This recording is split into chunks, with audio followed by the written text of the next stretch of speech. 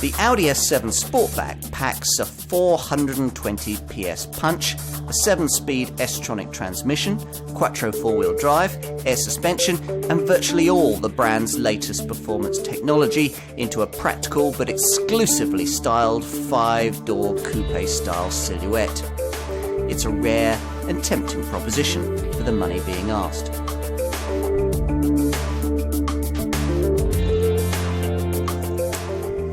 It wasn't very long ago that a car like this simply wouldn't have been possible. Ferrari-style power stats with 5-door family versatility. Vanishingly rare exclusivity and a hand-built interior, yet a price tag almost within executive reach.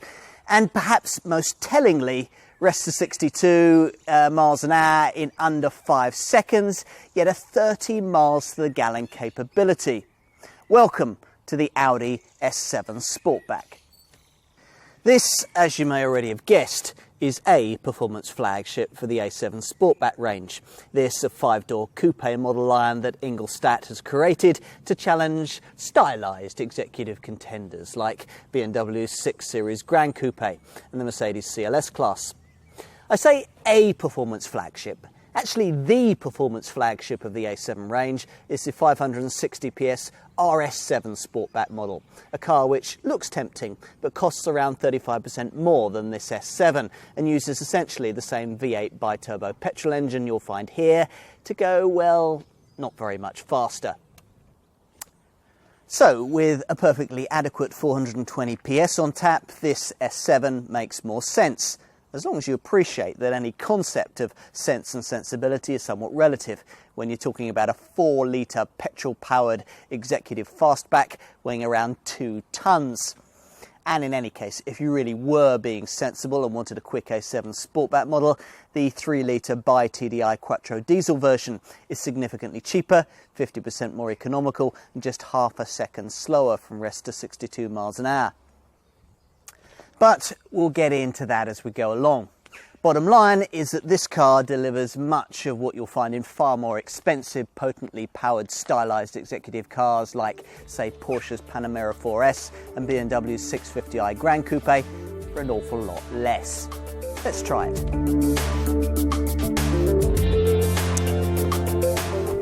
So, what's it like? Well, very nice indeed, of course it is.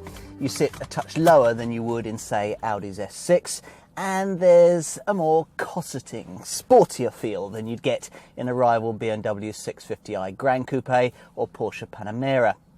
Grasp the lovely 3-spoke leather-stitched steering wheel, press the red-ringed start-stop button, and the twin-turbo 4-litre TFSI V8 burbles into life with a potent rumble as you flex your right foot over the stainless steel trim throttle pedal. You feel special, and there's a sense of anticipation for what might lie ahead.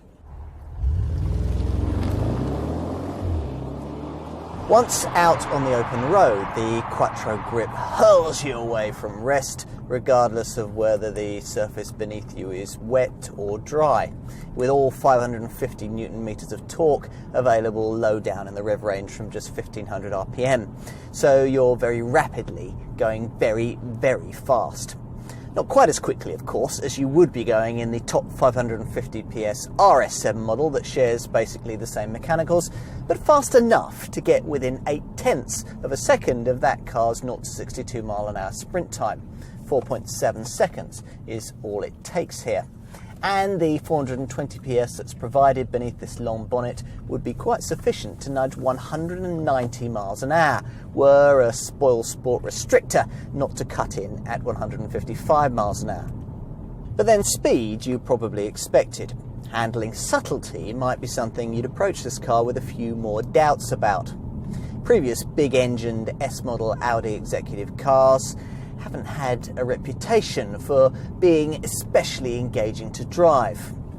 Ingolstadt, though, has tried a bit harder with this one, and though the end result still isn't really Brands Hatch for the boardroom, it can now be rewarding to those who want extraordinarily rapid A to B journey times and really appreciate performance by stealth. So let's talk about the ingredients for this. A Tiptronic automatic 7-speed gearbox with F1 style gearshift paddles and some of the most sophisticated traction control electronics yet devised. A Quattro 4-wheel drive layout with a driver orientated rearward bias, and for the corners a self-locking differential with a sport differential on the rear axle. Thanks to this, during hard driving, the lion's share of the power flows to the outside wheel to literally push the car through the bend. And there's more, much more. This S7 gets air suspension too, a lowered setup featuring variable damping, which can alter the ride height of the body between 3 levels for what Audi hopes is a multifaceted driving experience. It's designed to perfectly complement the optional dynamic steering that adapts both its ratio and boost according to speed and uses slight, nearly imperceptible steering corrections to stabilise handling at the cornering limit. It improves the standard, rather lifeless setup, but it's still a touch synthetic in its responses. Drive this car in the intended manner and you'll have selected the most focused of the modes available via the Audi Drive Select system. That's dynamic.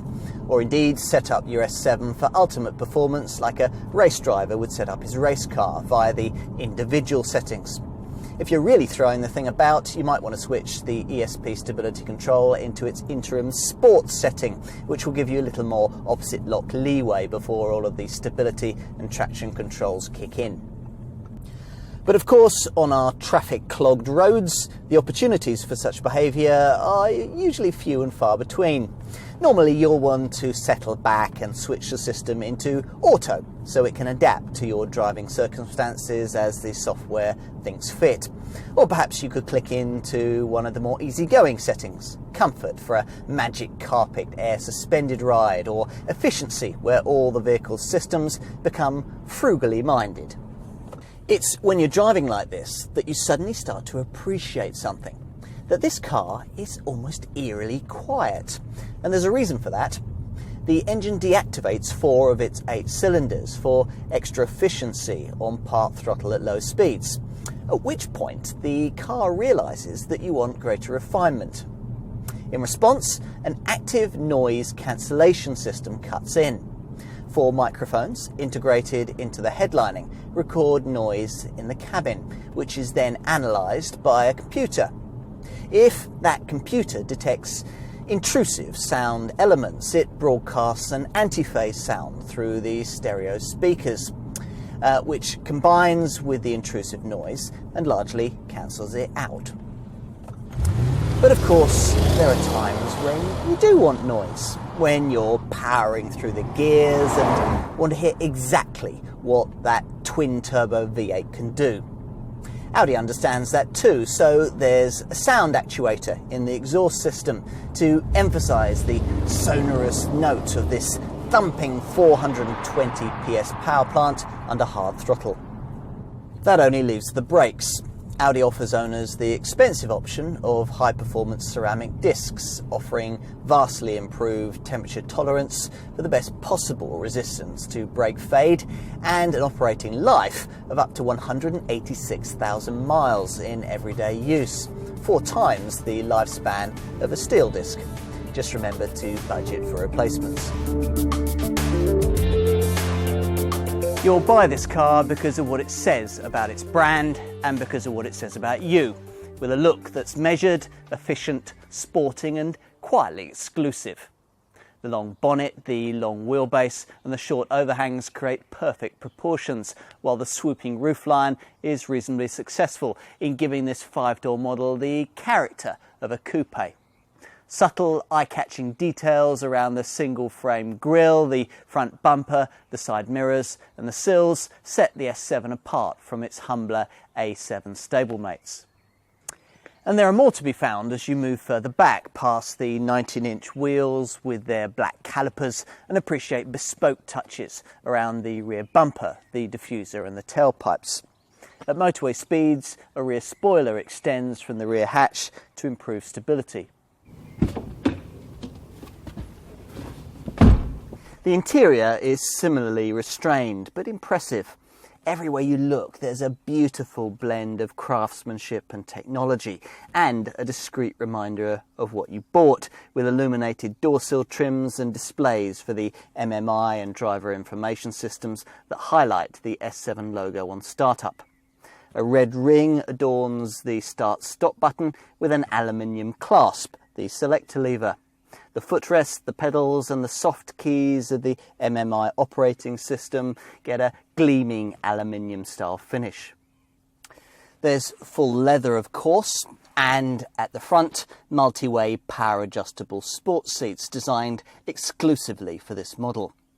The 3-spoke S Quattro steering wheel has colour contrasting stitching and a set of aluminium look shift paddles just behind it.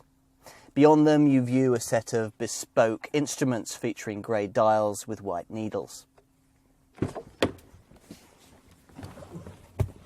Rear seat accommodation is equally beautifully trimmed, but the main drawback for me as a family man with 3 children is that on an S7 you don't get the option available on ordinary A7 Sportback models of a 3-person rear bench.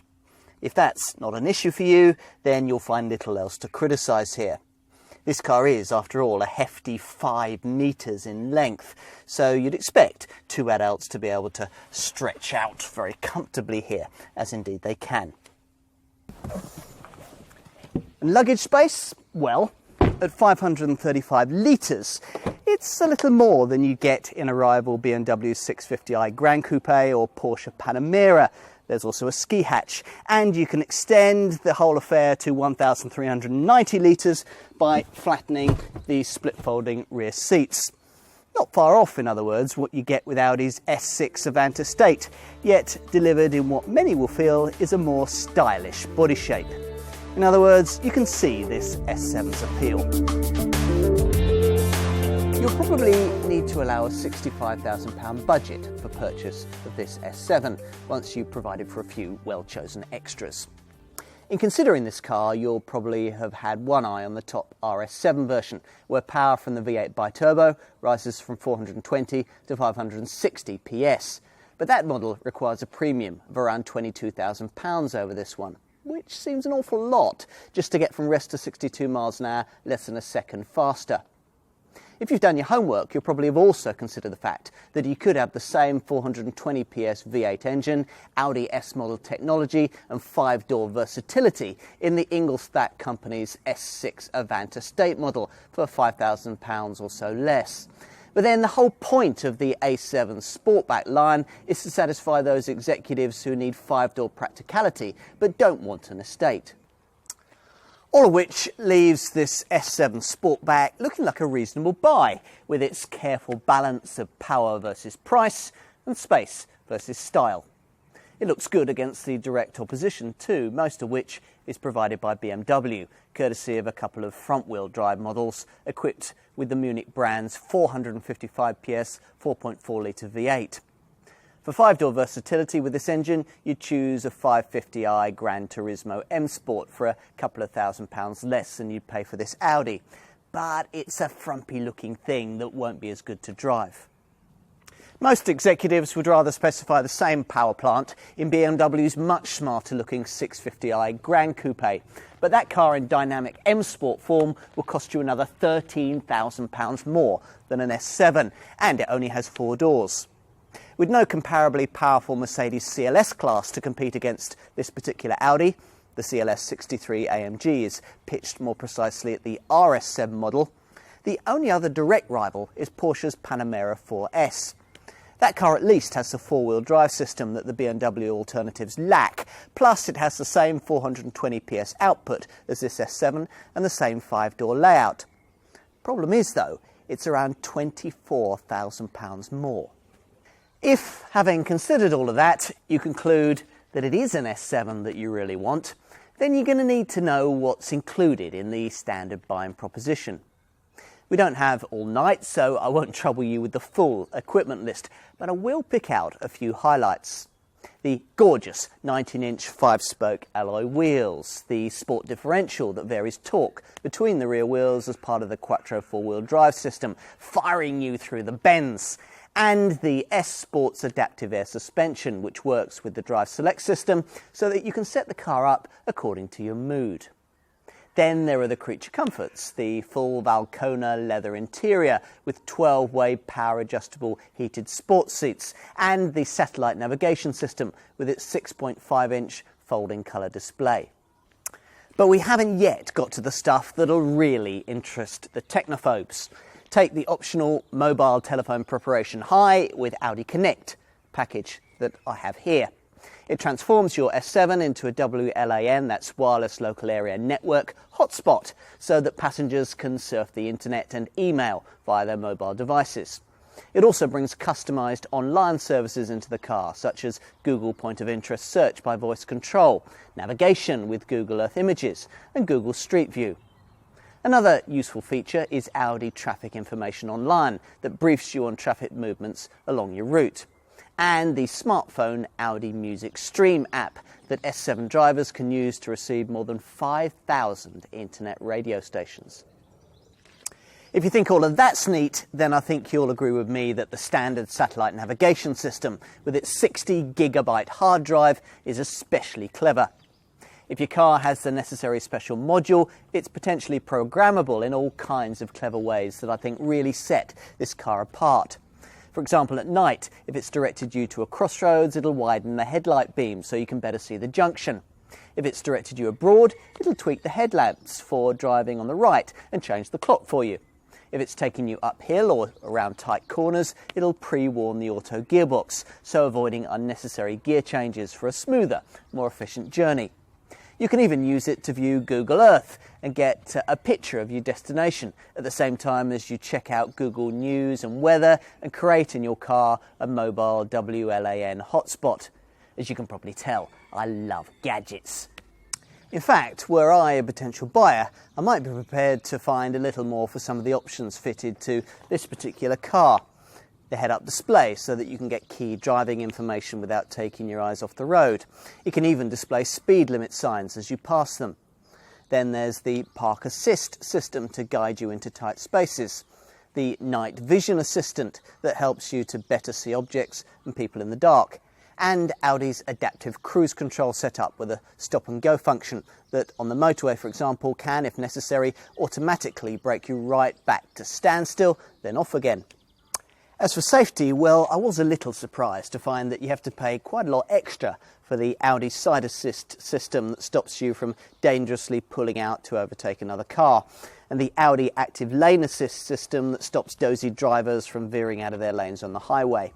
But as standard, you do get a more advanced braking system than you'll find on other A7s, even if you don't opt for the pricey extra cost carbon fibre ceramic discs. And a set of xenon headlamps you can specify with high beam assist that'll dip them automatically at night in the face of oncoming traffic. Plus, there are all the usual airbags and electronic assistance features for braking and traction that you'd expect. In addition, a stability control system with an extra sport setting to stop the electronics being too intrusive if you're driving hard. Now, you won't be expecting a big twin-turbo 4-litre petrol V8 to deliver affordably low running costs, so this S7's 29.4 miles to the gallon combined cycle fuel return might come as a pleasant surprise, even though that's slightly less than you'd achieve with directly comparable rivals, like the Porsche Panamera 4S and the BMW 650i Gran Coupe. Helping the Audi's cause is a stop-start system that cuts the engine when you don't need it, stuck in traffic or waiting at the lights, and a clever cylinder deactivation system that disengages 4 of the 8 cylinders under part load to maximise fuel efficiency. That also assists with a CO2 return that's hardly saintly, but at 225 grams per kilometre could be far worse. And I have to point out that you could improve your fuel economy by 50% and your CO2 returns by 25% by opting for an A7 Sportback 3-litre bi-TDI diesel model that's pretty much as fast as an S7. The bi-TDI would also be 2 groups lower on the insurance scale. An S7 is rated at Group 44. But fuel and emission returns probably won't be the most expensive part of S7 ownership. Up at this level, depreciation tends to have more of an impact. This particular Audi won't be as strong in this respect as more mainstream ones, but as long as you don't get too excitable with extra cost options at the initial ordering stage, it's possible to keep residuals in check and pretty close to the levels of the BMW and Porsche competition. Rarity value will help, given that S7 sales represent less than 1,000th of Audi UK's sales output. You're unlikely to ever see another one of these coming the other way. The S7 Sportback is a model meriting a measured approach, a sporting car rather than a sports car. Its blend of talents making it a mainstream A7 with a bit extra in hand, rather than a hard-riding RS-style Audi that's been tuned back a couple of notches. That in itself is no bad thing. You'll enjoy the S7 for its smooth ride, its effortless engine, the astonishing technology, and its slick shifting transmission. In other words, you'll enjoy it very much. There are obviously more efficient, fast executive 5-doors and sharper ones to drive, but none that quite share this model's package of power, practicality and panache. And it's one of the new breed of large executive Audi S model cars that have more about them than simply a big engine up front. A contender that might even surprise you if in the past you've limited your options with cars like this to brands like BMW and Porsche. Above all, it's a mature car. A model that doesn't have to try too hard, one that creeps in under the radar. Very desirable, very rare, and very, very Audi.